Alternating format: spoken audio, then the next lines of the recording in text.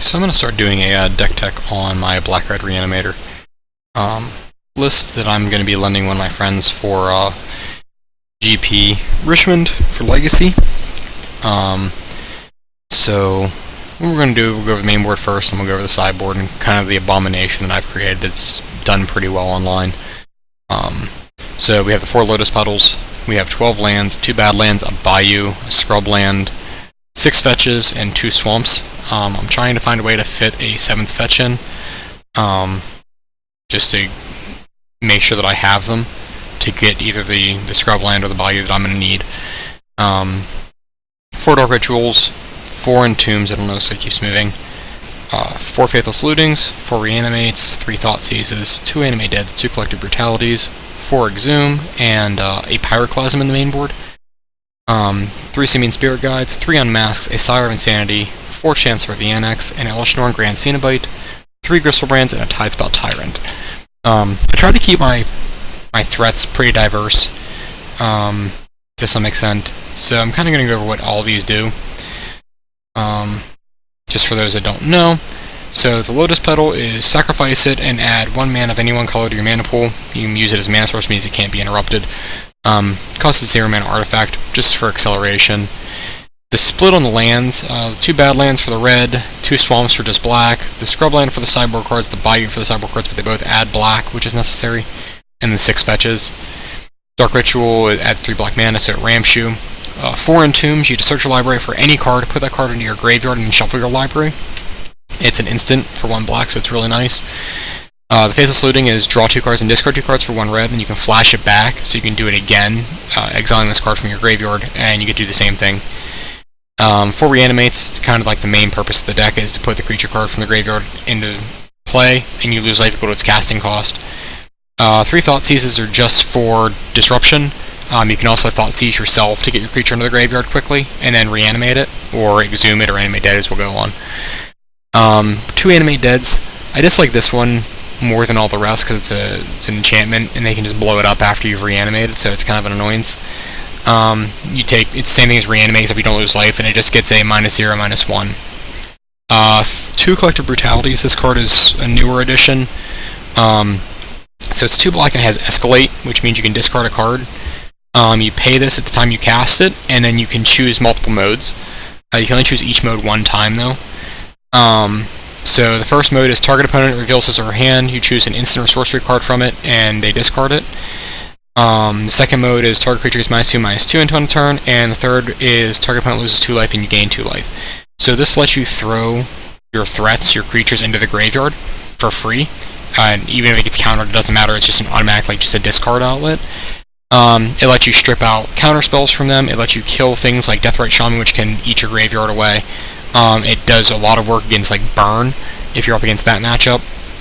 So it's a very useful and versatile card. I think 2 is the right number. 4 Exhumes. Each player chooses a creature card from his or her graveyard and puts it onto the battlefield. Your creatures are just bigger than everybody else's, so it's worthwhile. Pyroclasm is 2 damage to each creature. This is just as a small board wipe, gets you some time if you happen to draw it. It's a time buyer, and it can clear off some nuisances off the table. Sorry, I'm stuttering for some reason. Simian Spirit Guide, you can exile this card from your hand and add a red mana to your mana pool. It can't be countered from that aspect, so it's extra ramp for free. Unmasked, this one's a really cool one. So you remove a black card in your hand from the game. Instead of paying its mana cost, you don't have to pay 4 for it. You just have to exile another black card, which we play a large number of them.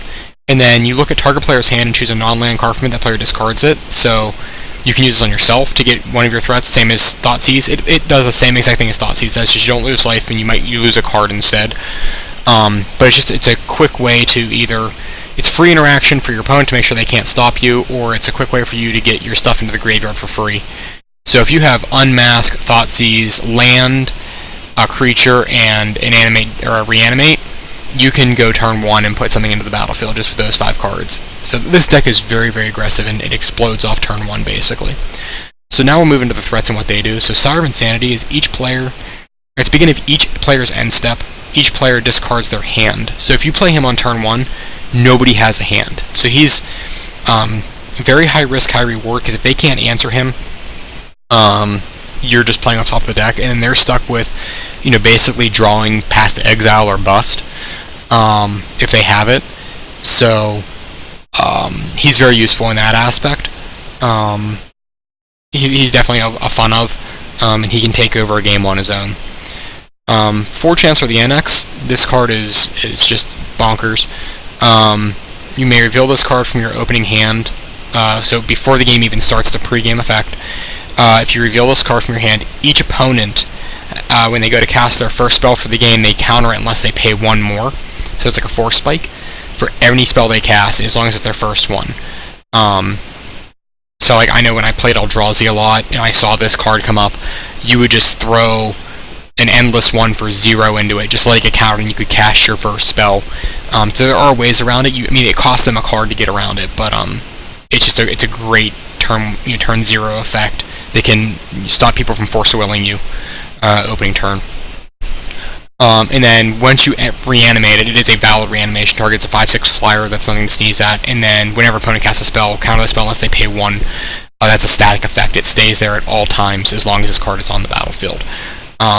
So it's really cool is if you can reveal this card, pitch it into your graveyard, reanimate it that turn, then your opponent has to pay 2 for the first spell and then 1 additional for every spell after, and by that point you're probably going to have them dead, because it only takes 4 attacks.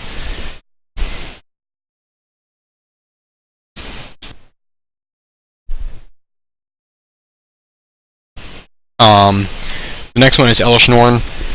Just a beater against things like elves and Death and Taxes and a variety of just low-to-the-ground creature decks. You can just wipe their board with this guy.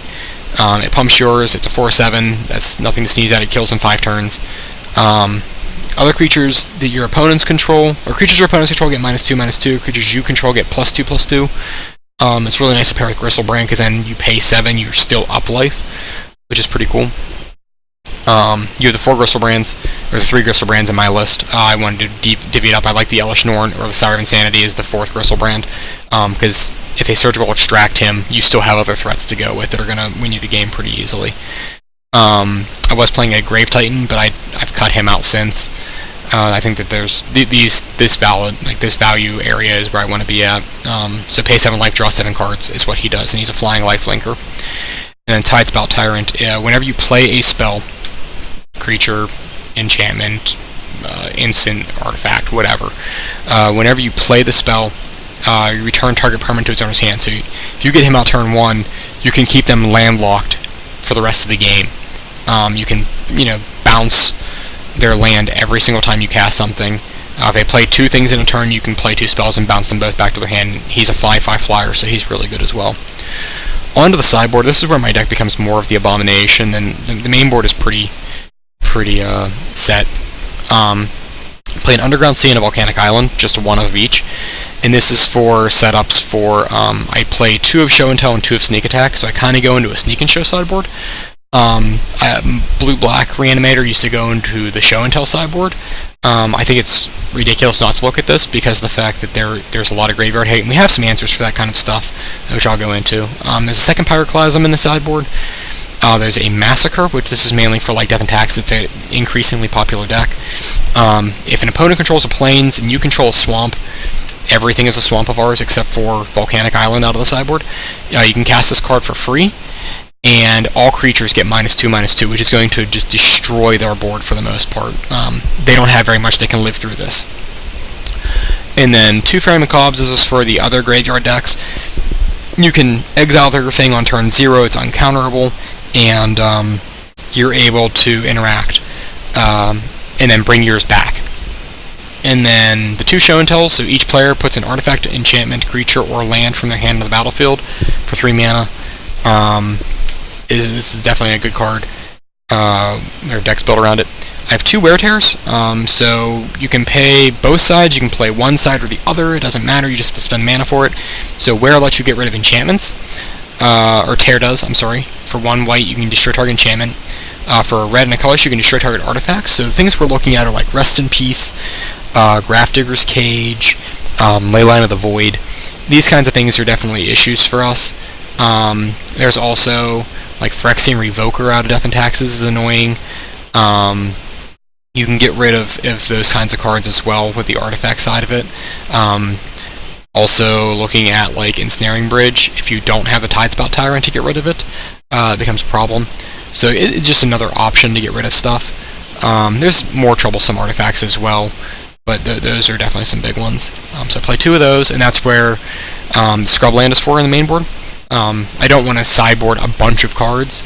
I could put another land in here, but then you want to keep your land count up. That's the issue.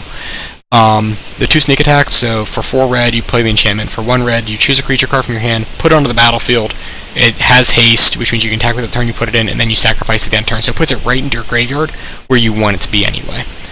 Because then you can just reanimate it later on. This Show and Tell and Sneak Attack get around the graveyard hate as well. That's why they're there. So you can kind of bring in a package of 8 cards and get around the graveyard hate effectively while still playing some graveyard reanimation. Reverent Silence is the reason the Bayou's in there, and a lot of people move just to this and not the Wear Terror. I think the Wear Terror has a lot of value to it.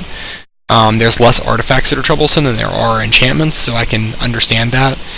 But if you control a forest, which is what the Bayou is, you may have each other player gain 6 life, and you can cast this for free and you destroy all enchantments.